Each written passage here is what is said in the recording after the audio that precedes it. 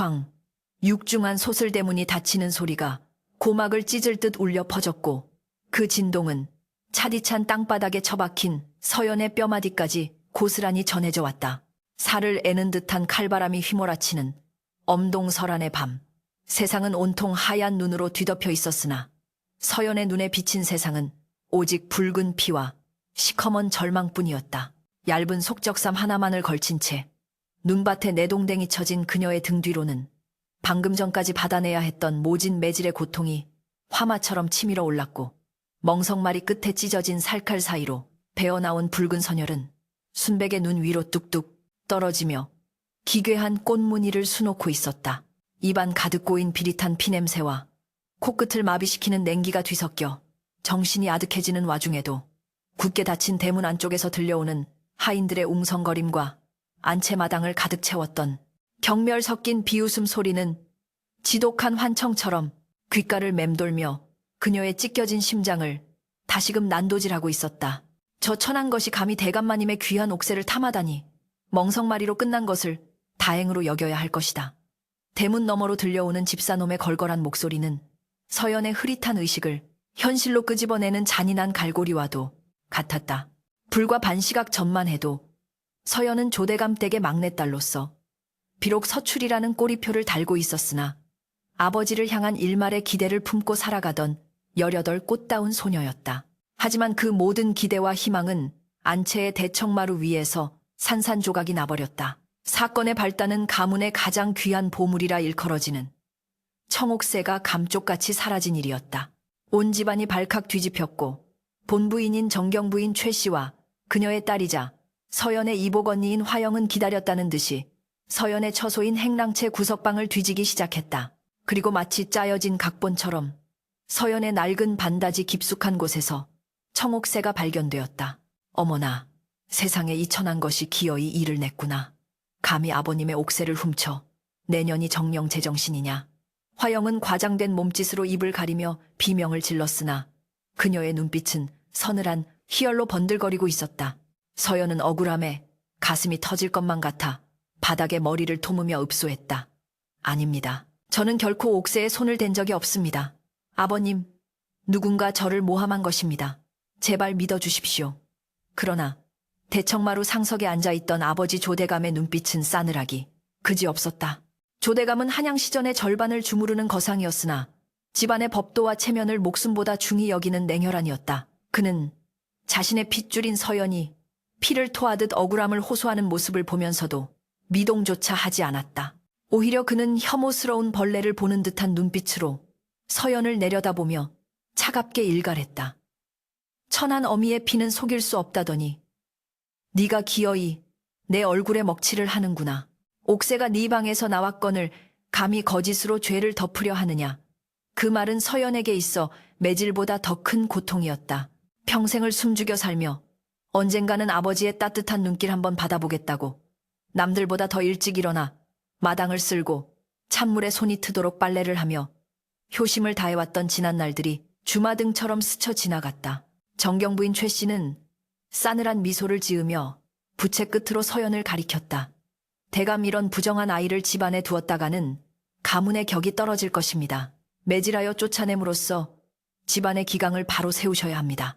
그 말이 떨어지기가 무섭게 건장한 하인들이 달려들어 서연을 멍석에 말았고 몽둥이가 허공을 가르며 그녀의 가녀린 몸을 내리쳤다. 뼈가 부서지는 듯한 고통 속에서도 서연은 아버지를 바라보았으나 조대감은 이미 고개를 돌려 외면하고 있었다. 신음소리가 저절로 새어나왔다. 눈밭에 쓰러진 서연은 손가락 하나 까딱할 수 없을 만큼 온몸이 부서진 듯 아팠다. 차라리 이대로 눈 속에서 잠들면 편해질까 하는 나약한 생각이 스멀스멀 피어올랐다. 하얀 눈송이가 그녀의 속눈썹 위에 내려앉아 녹아내리며 마치 눈물처럼 뺨을 타고 흘러내렸다. 하지만 그때 닫힌 대문 틈 사이로 새어나오는 따스한 불빛과 웃음소리가 그녀의 흐려지는 정신을 번쩍 깨웠다. 그것은 화영의 웃음소리였다. 어머니 보셨습니까? 그 계집이 피투성이가 되어 끌려나가는 꼴을 이제야 속이 시원합니다. 제 혼사길에 방해가 되던 걸림돌이 사라졌으니 이보다 경사스러운 일이 어디 있겠습니까? 화영의 목소리에는 일말의 죄책감도 묻어있지 않았다. 그렇다. 이것은 처음부터 옥새 따위가 중요한 것이 아니었다. 곧 있을 명문가와의 혼담을 앞두고 서출인 서연이 집안에 있는 것 자체가 눈엣 가시였던 모녀가 꾸민 완벽한 연극이었던 것이다. 그 사실을 깨닫는 순간 서연의 가슴속 깊은 곳에서 뜨거운 무언가가 울컥 치솟았다. 그것은 단순히 억울함이나 슬픔이 아니었다. 그것은 뼛속까지 시린 증오, 그리고 살아야겠다는 처절한 생존 본능이었다. 서연은 떨리는 손을 뻗어 바닥에 눈을 한 줌 쥐었다. 손바닥에 온기에 녹아내린 눈물이 차가우면서도 날카롭게 정신을 일깨웠다. 내가 왜 죽어야 해? 죄를 지은 것은 저들인데 왜 내가 이 추운 곳에서 개죽음을 당해야 한단 말인가? 그녀는 이를 악물었다. 입안에 찢어진 상처가 욱신거렸지만 아랑곳하지 않았다. 조대감, 당신은 나를 딸로 여기지 않았고 정경 부인과 화영, 너희는 나를 짐승보다 못한 존재로 취급했다. 하지만 두고 보아라. 내 오늘 흘린 피 한 방울까지 기억하여 반드시 너희가 가진 모든 것을 빼앗고 가장 비참한 바닥으로 끌어내려 줄 것이다. 서연은 비틀거리며 상체를 일으켰다. 찢어진 속적삼 사이로 살을 파고드는 바람이 마치 채찍질처럼 느껴졌지만 그녀의 눈동자는 눈보라 속에서도 짐승의 그것처럼 형형하게 빛나고 있었다. 지금 당장은 갈 곳도 의지할 곳도 없는 신세였지만 이 분노를 땔감 삼아 살아남아야 했다. 한 걸음 또 한 걸음. 서연은 깨진 무릎을 질질 끌며 대문 앞을 벗어나기 시작했다. 발자국마다 붉은 핏자국이 선명하게 남았지만 끊임없이 내리는 눈이 금세 그 흔적을 덮어버렸다. 그것은 마치 과거에 나약했던 서연을 지우고 복수의 화신으로 다시 태어날 그녀의 앞날을 예고하는 듯했다. 한양의 밤거리는 통행 금지를 알리는 인정 종소리가 울린 지 오래라 정막강산이었다. 칠흑 같은 어둠 속에서 오직 달빛만이 그녀의 처참한 몰골을 비추고 있었다. 어디로 가야 할지 막막했지만 본능적으로 그녀의 발길은 양반들이 사는 북촌이 아닌 천민들과 상인들이 뒤섞여 사는 운종가 뒷골목을 향하고 있었다. 화려한 기와집들이 늘어선 거리를 지나 허름한 초가들이 다닥다닥 붙어있는 빈민가로 들어서자 역한 냄새와 함께 삶의 비루함이 피부로 느껴졌다. 하지만 서연에게는 그 비루함조차 지금은 사치였다. 당장 얼어 죽지 않으려면 바람을 피할 곳을 찾아야 했다. 그녀가 가까스로 다다른 곳은 시전상가 뒤편 쓰다 버린 나무 상자와 거적대기들이 쌓여있는 쓰레기장이었다. 악취가 진동했지만 쌓여있는 나무 상자 틈새는 매서운 눈보라를 피하기에 안성맞춤이었다. 서연은 짐승처럼 그 틈새로 몸을 구겨 넣었다. 거적대기를 끌어당겨 몸을 덮자 미약하게나마 온기가 느껴졌다. 배고픔과 고통 추위가 한꺼번에 몰려와 그녀를 벼랑 끝으로 내몰았다. 하지만 그녀는 잠들지 않으려 허벅지를 꼬집으며 정신을 붙잡았다. 잠들면 이대로 얼어 죽을지도 모른다는 공포도 있었지만 그보다 더 큰 이유는 대문 밖으로 쫓겨날 때 보았던 아버지의 그 무심한 눈빛을 잊지 않기 위해서였다. 기억해라 서연아. 오늘의 이 추위, 이 고통, 그리고 이 치욕을 뼈에 새기고 피에 녹여라. 언젠가 내가 저 높은 대문 안으로 다시 걸어 들어가는 날, 그들은 내 발 아래 엎드려 목숨을 구걸하게 될 것이다. 밤이 깊어갈수록 눈보라는 더욱 거세졌고 한양성내는 깊은 잠에 빠져들었다. 그러나 시전 뒷골목의 쓰레기 더미 속 작은 틈새에서 웅크리고 있는 한 소녀의 눈만은 시퍼렇게 살아있었다. 그것은 꺼지지 않는 도깨비불처럼 어둠 속에서 이글거리고 있었다. 가진 것 하나 없이 맨몸으로 세상에 내던져진 서연. 그녀의 복수는 바로 이 가장 낮고 비천한 곳에서 가장 뜨겁고 잔혹하게 잉태되고 있었다. 하늘도 그녀의 울분을 알았는지 펑펑 쏟아지던 눈은 어느새 그녀가 숨어든 거적대기 위로 소복이 쌓여 마치 무덤과도 같은 형상을 만들어내고 있었다. 그렇게 서연의 아니 훗날 조선 팔도를 뒤흔들 거상주상의 첫밤은 죽음과 삶의 경계선 위에서 위태롭게 지나가고 있었다. 내일 아침 해가 뜨면 그녀는 더 이상 조대감 댁의 서녀 서연이 아닐 것이다.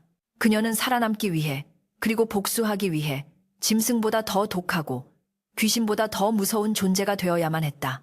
한겨울의 매서운 추위가 물러가고 끈적한 더위가 시작된 마포 나루터는 새벽부터 시전 상인들과 뱃사람들의 고함으로 아수라장을 방불케 했다.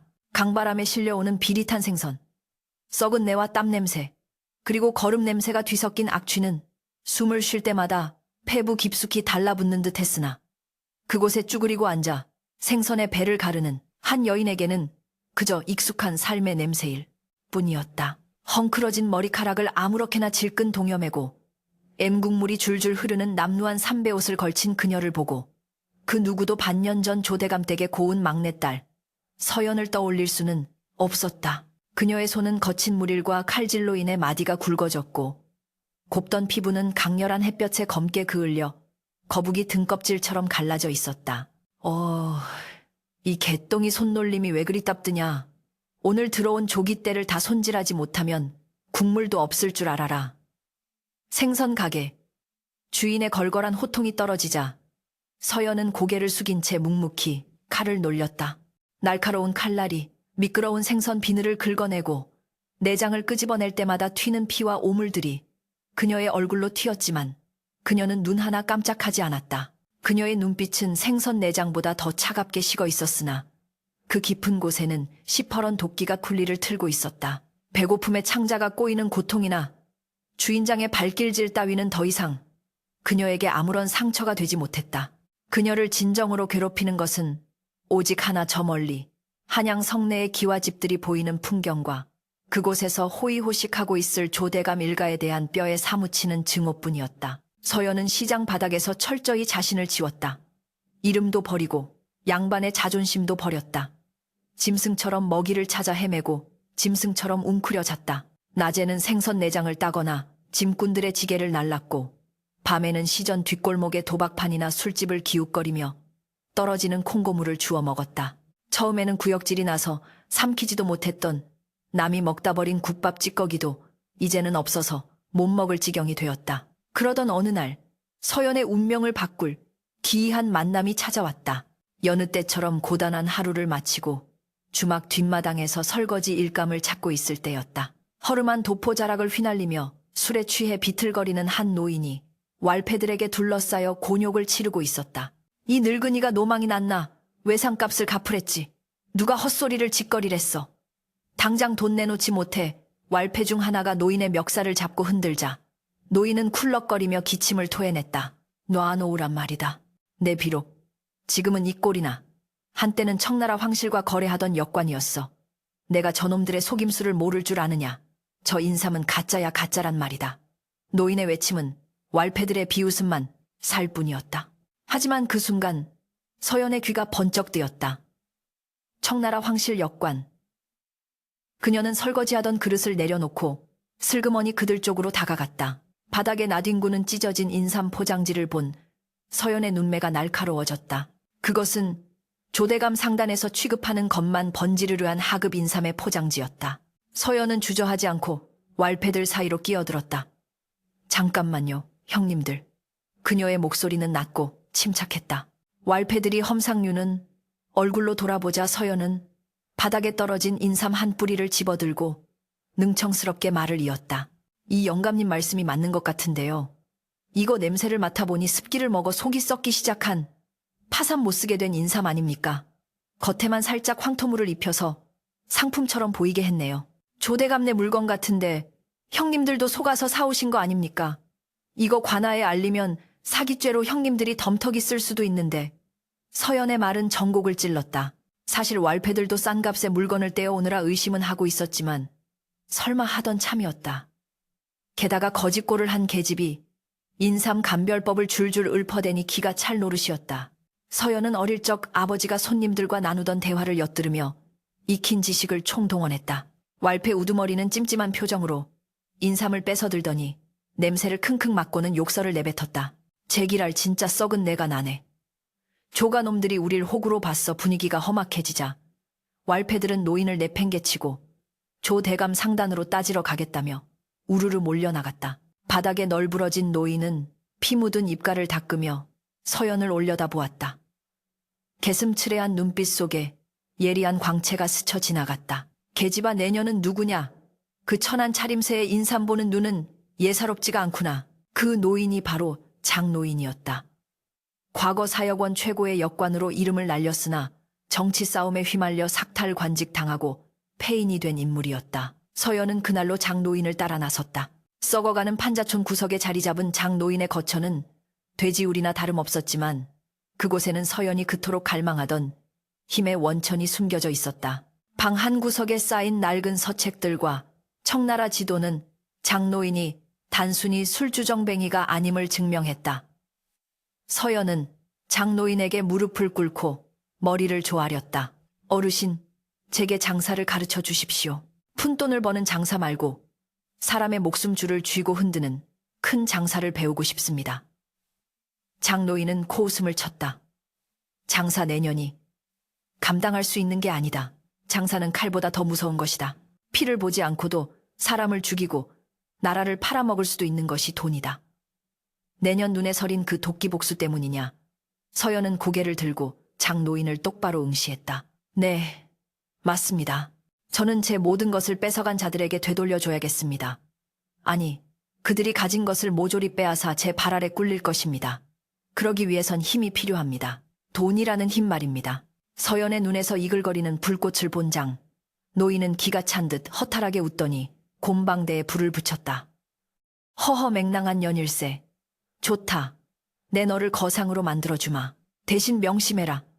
상도상도의 자비란 없다. 상대의 숨통을 끊을 때는 망설임이 없어야 한다. 그날부터 서연은 지옥 같은 수련을 시작했다.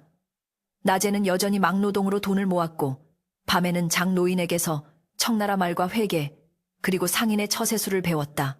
장노인은 혹독한 스승이었다. 그는 서연에게 단순히 물건을 사고 파는 법이 아니라 사람의 욕망을 읽고 그것을 이용하는 법을 가르쳤다. 장사는 물건을 파는 게 아니다. 상대방의 결핍을 파는 것이다. 조대감 그자가 지금 가장 두려워하는 게 무엇이겠느냐? 돈을 잃는 것, 권력을 잃는 것 아니다. 바로 신용을 잃는 것이다. 장노인의 가르침은 서연의 머릿속을 번개처럼 내리쳤다. 서연은 틈틈이 조대감 상단의 동향을 살폈다. 조대감은 청나라와의 인삼무역을 독점하며 막대한 부를 축적하고 있었지만 최근 청나라 상인들과의 마찰이 잦다는 소문이 돌고 있었다. 탐욕스러운 조대감이 이윤을 더 남기기 위해 질 낮은 인삼을 섞어 팔다가 신뢰를 잃어가고 있다는 것이 장노인의 분석이었다. 서연은 무릎을 탁 쳤다. 이것이야말로 난공불락처럼 보이는 조대감의 성벽에 낼 수 있는 작은 균열이었다. 어르신 방법이 있습니다. 어느 날 밤, 낡은 호롱불 아래서 서연이 지도를 펼치며 말했다. 그녀의 손가락은 한양과 의주를 잇는 무역로가 아닌 험준한 산길을 가리키고 있었다. 조대감은 공식적인 무역로인 의주대로를 장악하고 있습니다. 하지만 청나라 상인들은 지금 조대감의 물건에 불만을 품고 새로운 거래처를 찾고 있을 겁니다. 우리가 그들에게 최상급 인삼을 공급할 수만 있다면. 장노인은 혀를 찼다. 말은 쉽다만 자금은 어디서 구하고 물건은 또 어디서 구한단 말이냐. 우리 수중에 있는 돈이라곤 네가 뼈 빠지게 모은 푼돈 몇 냥이 전부다. 서연의 입가에 서늘한 미소가 번졌다. 5년 전 눈 덮인 마당에서 쫓겨나던 그날 밤의 나약한 소녀는 이제 없었다. 그녀는 품속에서 꼬깃꼬깃한 종이 뭉치를 꺼내 장노인 앞에 내려놓았다. 그것은 시전 상인들이 왈패들에게 뜯기지 않기 위해 비밀리에 작성해둔 사채 장부의 사본이었다. 서연이 도박판에서 심부름하며 몰래 베껴둔 것이었다. 이것이 우리의 종잣돈이 될 것입니다. 이 장부에는 고리대금업자 박가의 약점이 들어있습니다. 그자는 관아 몰래 금지된 품목을 취급하고 있지요. 이 정보를 미끼로 그에게서 자금을 빌리는 것이 아니라 투자를 받아낼 겁니다. 장노인은 입을 딱 벌리고 서연을 쳐다보았다. 거짓골을 한 계집아이의 머리에서 나온 계책이라고는 믿을 수 없을 만큼 대담하고 교활했다. 너 정말 독초가 되었구나. 그것도 아주 맹독을 품은. 서연은 묵묵히 붓을 들어 종이에 글을 써내려갔다. 그것은 조대감 상단을 무너뜨리기 위한 월명, 외밍 상단의 출범을 알리는 첫 계획서였다. 독초라도 상관없습니다. 그 도구로 놈들을 죽일 수만 있다면 저는 기꺼이 지옥의 불길 속에라도 뛰어들 것입니다. 서연의 눈빛은 흔들림이 없었다. 그녀는 이제 더 이상 피해자가 아니었다. 사냥감을 노리는 포식자였다. 창밖에서는 비가 내리기 시작했다. 후두둑 떨어지는 빗소리가 마치 전쟁의 서막을 알리는 북소리처럼 들려왔다. 서연은 주먹을 꽉 쥐었다. 손톱이 살을 파고들어 피가 배어 나왔지만 그 통증조차 그녀의 결의를 다지게 할 뿐이었다. 이제 준비는 끝났다.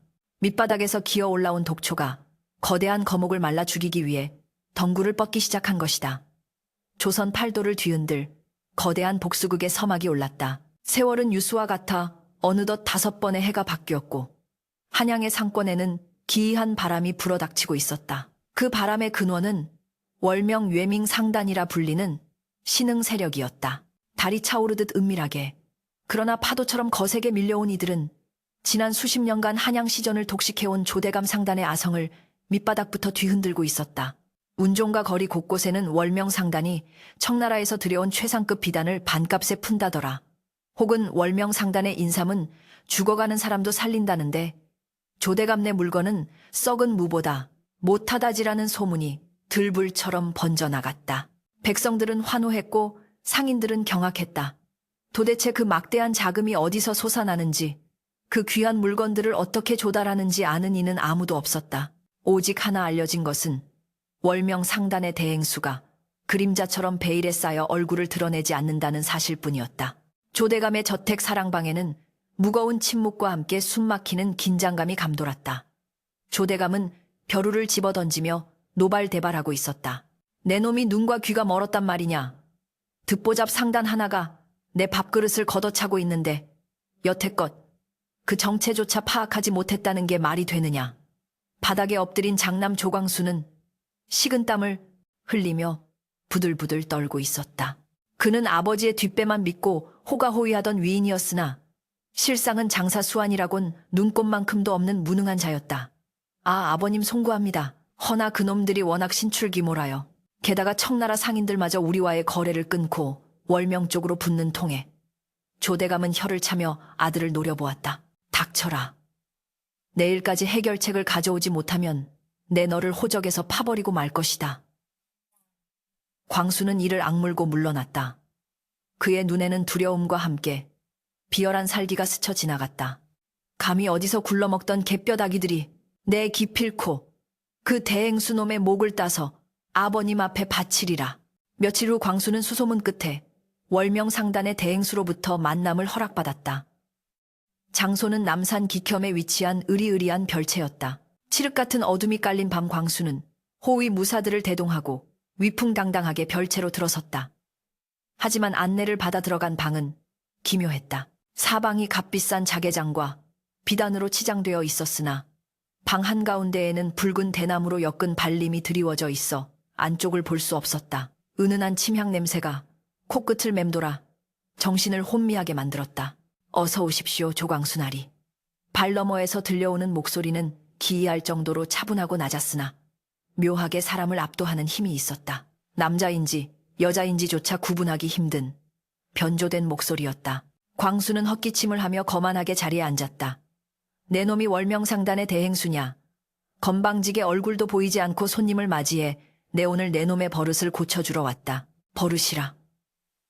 발 뒤에 인물 서연은 찻잔을 만지작거리며 싸늘하게 미소 지었다. 5년이라는 세월은 그녀를 완벽한 상인으로 조각해 놓았다. 화려한 비단 치마 속에 감춰진 그녀의 심장은 복수의 칼날을 갈고 닦느라 얼음장처럼 차가웠다. 그녀 곁에는 집사 차림을 한 장 노인이 묵묵히 시립해 있었다. 서연은 짐짓 부드러운 목소리로 대꾸했다. 귀한 분을 모시는 자리라. 제 천한 용안이 누가 될까 하여 가린 것이니 노여워 마십시오. 그래, 천하의 조대감댁 장자께서 이 누추한 곳까지 친히 왕림하신 용건이 무엇입니까? 광수는 콧방귀를 뀌며 본론을 꺼냈다. 긴 말 않겠다. 당장 시전에서 손을 떼라. 그리고 내 놈들이 확보한 청나라 무역선을 우리 상단에 넘겨. 그러면 목숨만은 살려주마. 그렇지 않으면 관할을 움직여 내 놈들을 밀무역 죄로 엮어 멸문지화를 당하게 할 수도 있다. 협박이었다. 그러나 서연에게 그것은 가소로운 개 짖는 소리에 불과했다. 그녀는 낮게 웃었다. 관하라. 포도대장에게 매달 상납하는 뇌물장부가 제 손에 있다면 믿으시겠습니까? 광수의 눈이 휘둥그레졌다. 뭐라? 내 놈이 그걸 어떻게? 서연은 말을 끊고 날카롭게 파고들었다. 나리 허세는 그만두시지요. 지금 조대감 상단의 자금 사정이 바닥을 드러내고 있다는 건 삼척동자도 아는 사실입니다. 창고에는 썩어가는 하급 인삼만 가득하고 당장 다음 달 청나라에 보내는 자도 부족하지 않습니까? 정곡을 찔린 광수의 얼굴이 불그락푸르락해졌다. 서연은 이때를 놓치지 않고 미끼를 던졌다. 제가 제안을 하나 하지요. 나리댁 창고에 쌓인 그 악성 재고, 인삼들 제가 전량 매입해드리겠습니다. 그것도 시세보다 쳐서. 광수의 귀가 솔깃해졌다. 그 인삼들은 습기를 먹어 헐값에도 안 팔리는 골칫덩이였다.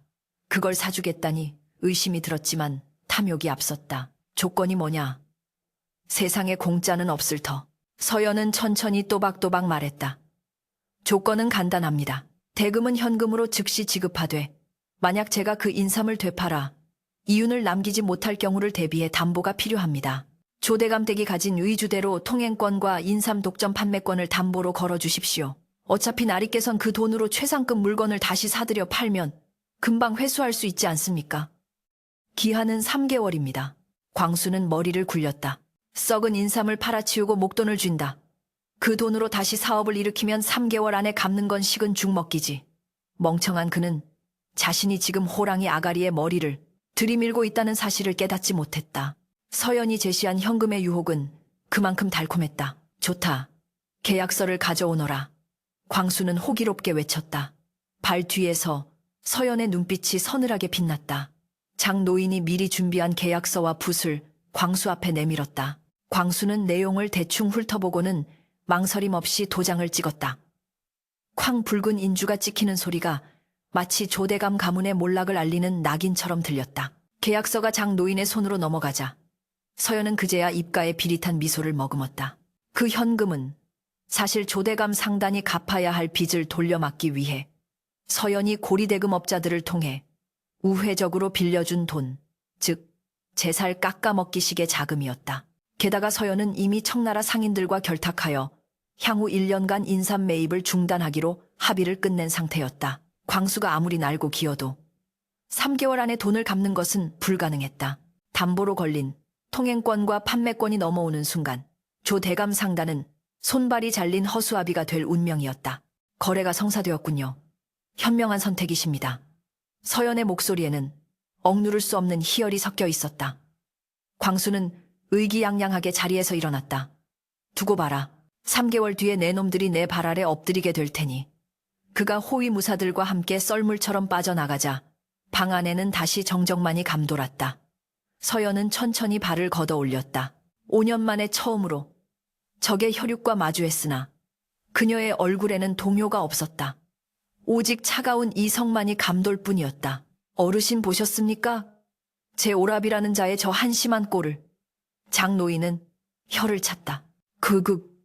욕심이 눈을 가리면 부모 자식도 못 알아본다더니 제 무덤을 제가 봤구먼. 이제 어찌할 셈이냐. 서연은 자리에서 일어나 창문을 활짝 열었다. 밤하늘에 뜬 보름달이 그녀의 창백한 얼굴을 비추었다. 이제 시작입니다. 덫은 놓였고 짐승은 발목이 잡혔습니다. 이제 그들이 가장 자랑스러워하는 권력의 정점에서 가장 비참하게 끌어내릴 차례입니다. 그녀는 품속에서 낡은 비단 주머니를 꺼냈다. 5년 전 집에서 쫓겨날 때 몰래 챙겨 나왔던 어머니의 유품인 은가락지였다. 어머니 조금만 기다리세요. 저들이 어머니를 무시하고 저를 짓밟았던 그 대가 피눈물로 갚게 해줄 테니까요. 서연의 눈동자에 비친 달빛이 서슬퍼런 칼날처럼 번뜩였다. 그녀는 이제 단순한 상인이 아니었다. 거대한 제국을 무너뜨리기 위해 돌아온 복수의 여신이었다. 밤바람이 그녀의 옷자락을 휘감으며 다가올 피해 폭풍을 예고하고 있었다. 조대감 가문의 운명은 이제 초읽기에 들어갔다. 한양의 밤하늘을 수놓은 수백 개의 청사초롱이 조대감 댁의 기와지붕 아래를 대낮처럼 환하게 밝히고 있었으나 그 화려한 불빛조차 저택안을 감도는 썩은 내를 감추지는 못했다. 가문의 명운을 건 대연회 다행회가 열린 날이었다. 3개월 전 장남 광수가 월명 상단과의 거래에서 담보로 잡혔던 인삼 독점권과 통행권을 고스란히 빼앗긴 후 조대감 상단은 날개 잃은 새처럼 추락하고 있었다. 자금줄이 막히고 빚더미에 올라앉은 조대감에게 남은 마지막 동아줄은 고위 관료들을 매수하여 월명 상단을 역모나 밀무역 죄로 엮어 강제로 해산시키는 것뿐이었다. 이를 위해 그는 집안에 남은 보물과 폐물들을 모조리 팔아치워 호조 판서를 비롯한 당대의 권세가들을 초청하는 초호화 연회를 열었다. 안채마당에는 산의 진미가 상다리가 부러질 듯 차려졌고 조선 팔도에서 내로라 하는 기생들이 교태 섞인 춤사위를 뽐내고 있었지만 정작 주인인 조대감의 얼굴은 잿빛으로 굳어 있었다. 술잔을 권하는 그의 손은 미세하게 떨리고 있었고 억지 웃음을 지어 보이는 입가는 경련하듯 일그러져 있었다. 대감 오늘따라 술맛이 유난히 쓰구려. 듣자 하니 시전의 상권이 요새 묘한 기류를 타고 있다던데. 호조 판서가 뼈 있는 농을 던지자 조대감은 황급히 고개를 조아리며 비굴하게 대답했다. 아이고, 판서 대감, 그저 지나가는 바람일 뿐입니다. 소인이 누굽니까? 대감의 뒷배가 되어드린 세월이 얼만데 고작 그런 듣보잡 상단 하나에 흔들리겠습니까? 오늘 이 자리는 대감께 드릴 특별한 선물을 준비한 날이니 부디 즐겨주십시오. 연회가 무르익어갈 무렵 사랑채 쪽에서 소란스러운 웅성거림이 들려왔다. 뭐야, 초대받지 않은 손님이라니. 하인들의 당황한 외침과 함께 육중한 대문이 활짝 열리며 서늘한 밤바람이 연회장으로 들이닥쳤다. 춤을 추던 기생들도 술잔을 기울이던 관료들도 모두 동작을 멈추고 대문 쪽을 응시했다. 어둠 속에서 나타난 것은 십수명의 호위 무사를 거느린 화려한 가마였다. 검은 매치를 하고 붉은 비단으로 장식된 가마는 왕실의 그것 못지않게 위압적이었다. 가마 앞에는 장노인이 정갈한 도포 차림으로 서 있었고 그 뒤로 월명상단의 깃발이 펄럭이고 있었다. 이게 무슨 행패냐? 감히 어느 안전이라고 허락도 없이 들이닥쳐. 조광수가 자리를 박차고 일어나 고함을 질렀다. 그러나 장노인은 눈 하나 깜짝하지 않고 쩌렁쩌렁한 목소리로 외쳤다. 월명상단의 대행수께서 조대감의 연회를 축하하고 밀린 셈을 치르러 오셨소. 장내의 정적이 감돌았다. 모두가 숨죽여 지켜보는 가운데 가마의 문이 열리고 한 여인이 모습을 드러냈다. 머리에는 얼굴을 가리는 검은 너울을 쓰고 금실로 술을 놓은 짙은 남색, 치마 저고리를 입은 그녀의 자태는 고귀하면서도 범접할 수 없는 카리스마를 뿜어내고 있었다. 여인은 천천히 마치 물 위를 걷듯 우아한 발걸음으로 연회장 중앙으로 걸어 들어왔다. 그녀가 한 걸음 내디딜 때마다 비단 치마자락이 스치며 내는 소리가 뱀이 기어가는 소리처럼 사람들의 신경을 긁었다. 조대감은 본능적인 공포를 느끼며 뒷걸음질 쳤다. 여인은 조대감의 코앞까지 다가와 멈춰섰다. 그리고 하얗고 가녀린 손을 들어 천천히 너울을 벗어내렸다. 오랜만입니다, 아버님. 그리고 어머니, 언니. 그동안 평안하셨는지요? 드러난 얼굴은 창백하리만치 하얀 피부에 밤하늘의 별을 박아 넣은 듯 형형한 눈빛을 가진 절세가인이었다. 그러나 그 아름다운 얼굴을 본 조 대감 일가의 표정은 마치 귀신이라도 본 듯 경악으로 물들었다. 서연이 내년이 어떻게? 정경부인 최 씨는 비명을 지르며 주저앉았고 화영은 들고 있던 술잔을 떨어뜨렸다. 깨진 술잔 파편이 바닥에 흩어지는 소리가 날카롭게 정적을 갈랐다. 5년 전 눈보라 속에서 죽은 줄로만 알았던 천한 서녀가 지금 천하를 호령하는 월명상단의 대행수가 되어 돌아온 것이다.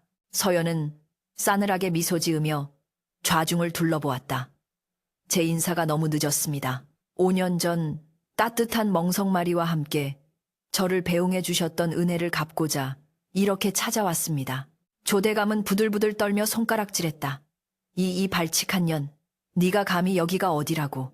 여봐라, 당장 전연을 끌어내라. 아니 포박하여라. 그러나 하인들은 아무도 움직이지 못했다. 서연의 뒤에 버티고 선 호위 무사들의 살기가 등골을 오싹하게 만들었기 때문이었다. 서연은 품속에서 두툼한 장부 한 권을 꺼내 호조 판서 앞에 툭 던졌다. 판서 대감조, 대감이 드릴 선물을 기다리셨지요. 여기 있습니다. 지난 10년간 조대감이 대감께 바친 뇌물 내역과 청나라에서 밀수입한 금지 품목들이 적힌 비밀 장부입니다. 호조 판서의 얼굴이 사색이 되어 장부를 펼쳐들었다. 그곳에는 날짜와 금액, 심지어 청탁 내용까지 상세하게 기록되어 있었다.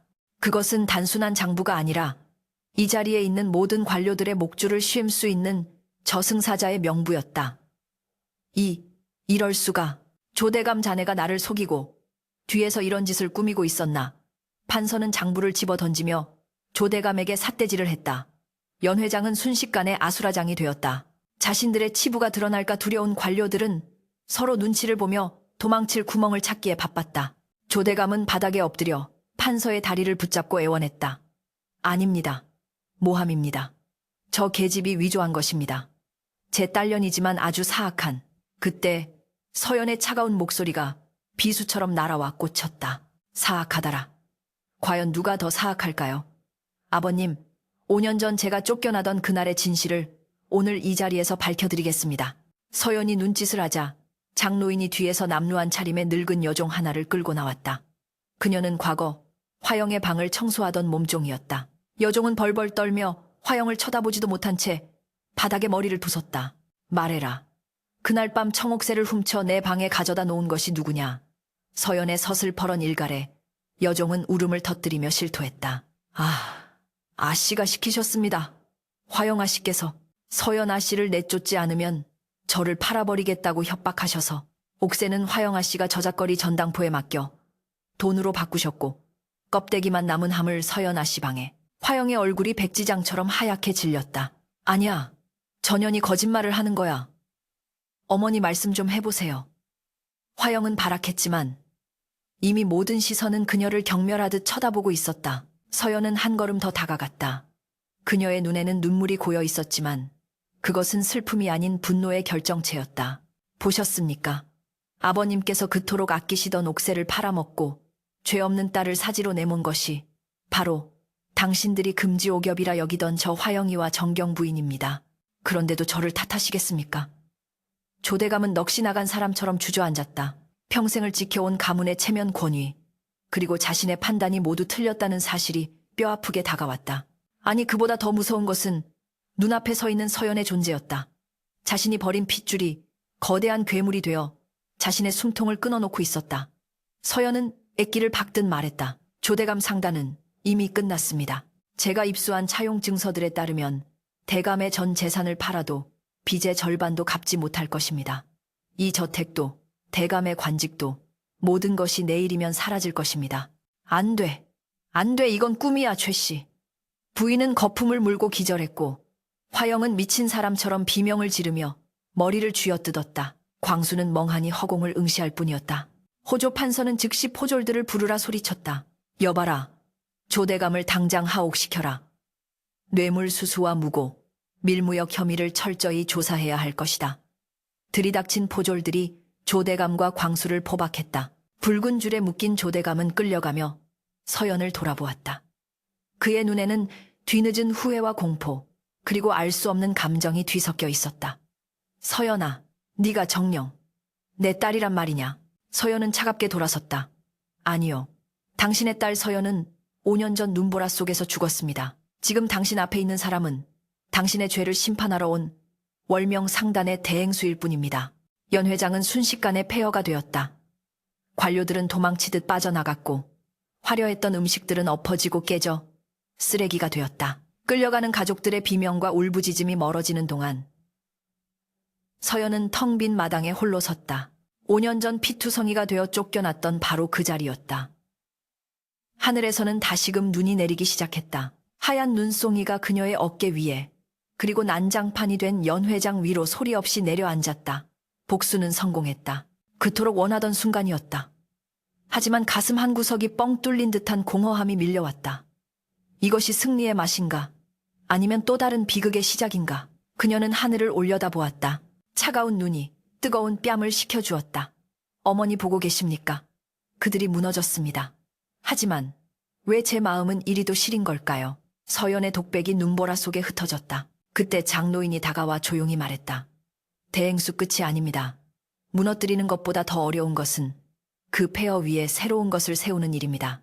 이제 당신의 진짜 싸움이 시작된 겁니다. 서연은 눈물을 닦고 고개를 끄덕였다. 그녀의 눈빛은 다시금 단단해졌다. 복수는 끝났으나 삶은 계속되어야 했다. 그녀는 이제 파괴자가 아닌 구원자가 되어야 했다.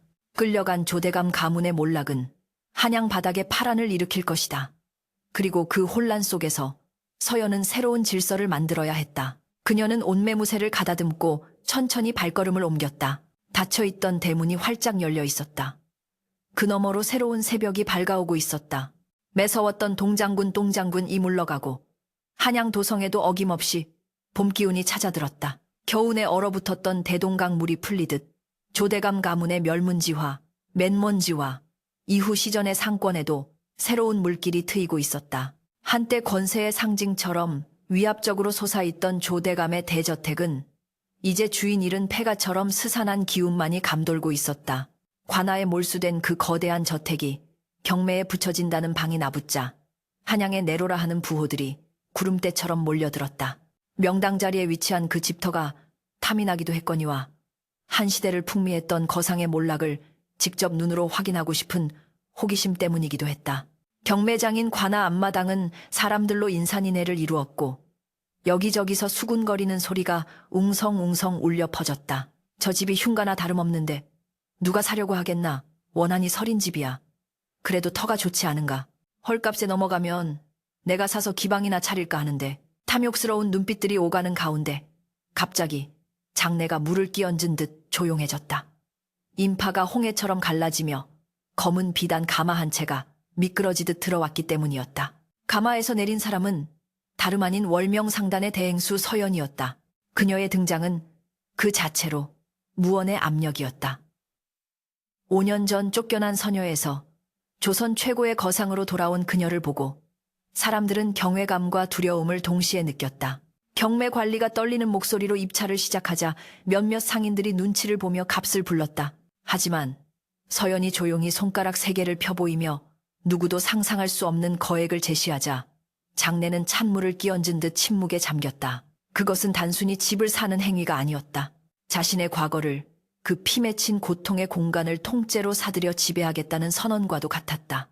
낙찰조 대감의 저택은 월명상단 대행수에게 돌아갔소. 탕탕탕. 경매가 종료되는 소리가 울려 퍼졌지만 서연의 표정에는 기쁨도 슬픔도 서려 있지 않았다. 그저 깊은 강물처럼 고요할 뿐이었다. 그녀는 천천히, 아주 천천히 자신이 나고 자란, 그리고 짐승처럼 버려졌던 그 집을 향해 걸음을 옮겼다. 굳게 닫혀있던 대문의 빗장을 푸는 그녀의 손끝이 미세하게 떨려왔다. 끼익! 녹슨 경첩이 비명을 지르며 육중한 대문이 열렸다. 재탄 마당에는 잡초가 무성했고 화려했던 연못은 말라 비틀어져 있었다. 서연은 마당 한가운데 섰다. 바로 이곳이었다. 5년 전 눈보라가 치던 밤, 멍석에 말려 피를 토하며 살려달라고 빌었던 그 자리. 눈을 감자 차가운 매질의 고통과 아버지의 멸시 어린 눈빛, 언니의 비웃음 소리가 환청처럼 귓가를 스쳤다. 하지만 눈을 뜨자 보이는 것은 따스한 봄 햇살과 폐허가 된 집뿐이었다. 끝났다. 정말로 끝이 났구나. 서연은 깊은 숨을 토해냈다. 가슴속에 응어리져 있던 거대한 돌덩이가 빠져나가는 듯한 허탈감과 해방감이 동시에 밀려왔다. 뒤따라 들어온 장노인이 지팡이를 짚으며 물었다. 대행수, 이제 이 집을 어찌할 셈인가? 다 허물고 새 집을 지을 텐가? 아니면 별장으로 쓸 텐가? 서연은 고개를 저으며 옅은 미소를 지었다. 아니요, 어르신. 허물지 않을 것입니다. 그렇다고 제가 살지도 않을 것입니다. 이 집은 다시 태어날 것입니다. 저처럼 말이죠. 서연의 지시는 파격적이었다. 그녀는 대문을 아예 떼어내버리라고 명했다. 높은 담장은 허물어 낮게 만들고 안채와 사랑채를 가로막던 벽들도 모두 없애버렸다. 폐쇄적이고 위압적이었던 양반가의 저택은 사방이 트인 열린 공간으로 탈바꿈했다. 그리고 그녀는 대문에 새로운 현판을 걸었다. 해민관 회민관, 백성에게 혜택을 주는 집이라는 뜻이었다. 서연은 이곳을 오갈 데 없는 가난한 상인들과 부모 잃은 고아들을 위한 배움터이자 쉼터로 만들었다. 사랑채는 장사수완과 글을 가르치는 서당이 되었고, 안채는 굶주린 이들에게 국밥을 나눠주는 무료 급식소가 되었다. 조대감의 탐욕이 쌓여있던 곳간은 이제 매일 아침 가난한 이들에게 쌀을 퍼주는 나눔의 창고가 되어 활짝 열렸다. 사람들이 수군거렸다. 복수를 위해 돌아온 줄 알았더니 저 여인은 보살이 되어 돌아왔구나. 서연의 명성은 한양을 넘어 조선 팔도에 울려 퍼졌고, 월명상단은 단순히 돈을 버는 집단이 아니라 신의 식리를 지키는 상인들의 표상이 되었다. 그러던 어느 날 서연에게 한 통의 서신이 도착했다. 북방의 유배지에서 온 것이었다. 발신인은 없었으나 삐뚤빼뚤한 글씨체는 낯이 익었다. 그것은 조대감의 부고 후거였다. 화병과 굶주림에 시달리던 조대감이 결국 유배지에서 숨을 거두었다는 소식, 그리고 정경부인 최 씨와 화영은 관비가 되어 험한 일을 하며 근근히 목숨을 연명하고 있다는 내용이었다. 서연은 서신을 읽고 말없이 촛불에 태워버렸다. 재가 되어 날아가는 종이를 보며 그녀는 중얼거렸다. 부디 저 세상에서는 탐욕을 내려놓고 편히 쉬시길. 그녀는 그들에게 더 이상의 복수도 동정도 하지 않기로 했다. 그저 그들의 업보를 스스로 짊어지게 놔두는 것.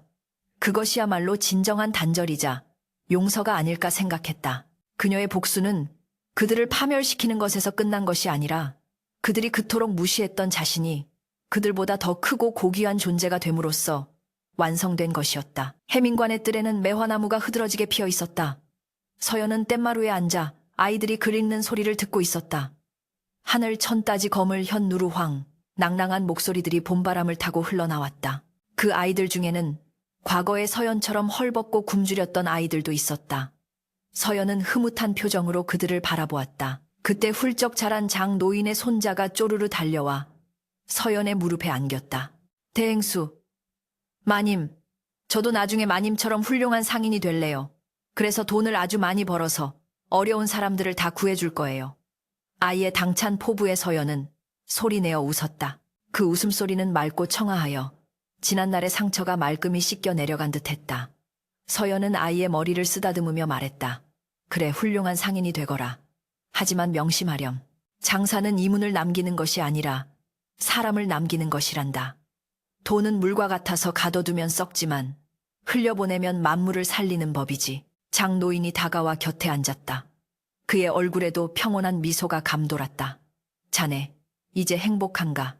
노인의 물음에 서연은 밤하늘에 떠오른 둥근 달을 올려다보았다. 월명외밍, 어두운 밤을 비추는 밝은 달. 자신의 상단 이름이자 그녀가 지향했던 삶이었다. 내 어르신, 행복합니다. 복수를 꿈꾸며 독을 품고 살았던 시절에는 알지 못했던 진정한 따뜻함이 무엇인지 이제야 알 것 같습니다. 서연의 눈가에 맺힌 눈물은 슬픔이 아닌 감사의 눈물이었다. 그녀는 자리에서 일어나 옷매무새를 가다듬었다. 내일은 청나라로 떠나는 대규모 무역선단을 배웅해야 했다. 그녀의 앞에는 여전히 수많은 도전과 과제가 놓여 있었지만 이제 그녀는 혼자가 아니었다. 그녀를 믿고 따르는 수많은 사람과 그녀가 지켜야 할 이 해민관의 가족들이 있었다. 밤이 깊어가고 해민관의 불빛은 꺼지지 않고 은은하게 한양의 어둠을 밝히고 있었다. 마치 등대처럼 길 잃은 이들에게 희망의 빛을 비춰주고 있었다. 세상 사람들은 훗날 그녀를 이렇게 기억했다. 억울한 누명을 쓰고 쫓겨났으나 스스로의 힘으로 운명을 개척하여 조선 제1의 거상이 된 여인, 그리고 자신의 부를 움켜쥐는 대신 세상에 아낌없이 베풀어 상인의 도덕을 완성한 진정한 주인이었다고. 서연의 이야기는 단순히 한 여인의 복수극이 아니었다. 그것은 가장 낮은 곳에서 피어난 꽃이 가장 높은 곳의 향기를 품게 되는 찬란하고도 아름다운 인간 승리의 대서사시였다. 바람이 불어와 매화, 꽃잎이 눈송이처럼 흩날렸다. 5년 전의 차가운 눈보라가 아닌 생명을 잉태하는 따스한 봄의 눈보라였다. 서연은 그 꽃빛 속에서 환하게 웃었다. 비로소 그녀의 계절에 진정한 봄이 온 것이다.